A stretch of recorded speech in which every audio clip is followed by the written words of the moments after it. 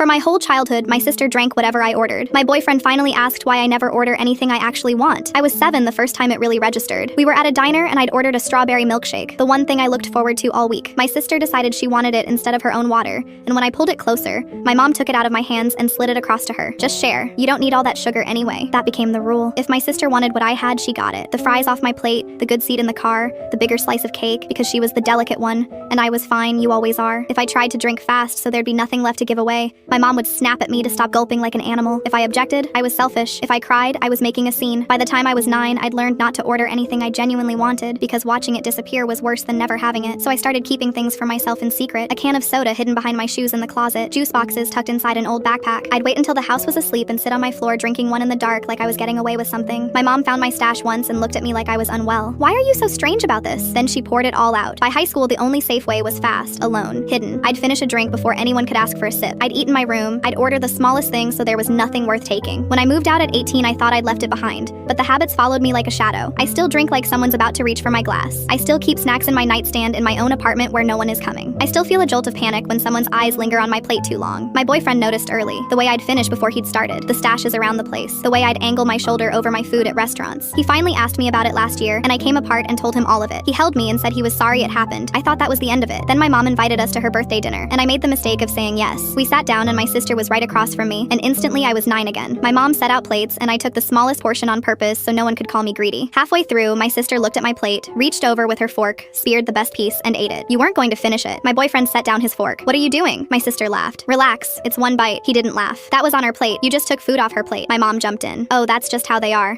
She's never been a big eater. She doesn't mind. He looked at her. She doesn't mind? She eats like someone's going to steal her food because someone always did. She hides snacks in our apartment because you taught her nothing on her plate was ever safe. My dad cut in that he was overreacting, making a scene over nothing. My sister rolled her eyes and said I'd always been dramatic about food, that she'd done this my whole life and I never complained. She stopped complaining, my boyfriend said, because every time she did, you punished her for it. She learned her hunger didn't count. My mom's face went red. You don't understand this family. She's always been too sensitive, and frankly, we did her a favor. She was a chubby kid. Somebody had to manage it. I asked what favor. She looked at me like I was slow. Your sister probably kept you from a real problem. You should be thanking her. My boyfriend stood and took my hand. We're leaving. My mom shouted that I was ruining her birthday over a fork of food, that I could never just let one thing go. I didn't answer. I followed him out. When we got home, he made me a plate of my favorite meal, set it in front of me, and sat across the table with his hands flat where I could see them. This is yours. All of it. Take as long as you want. It took me 45 minutes and I cried through most of it because it was the first meal I could remember where I wasn't bracing for someone to reach across the table. We don't go to those dinners anymore. And in our home, nobody touches my plate.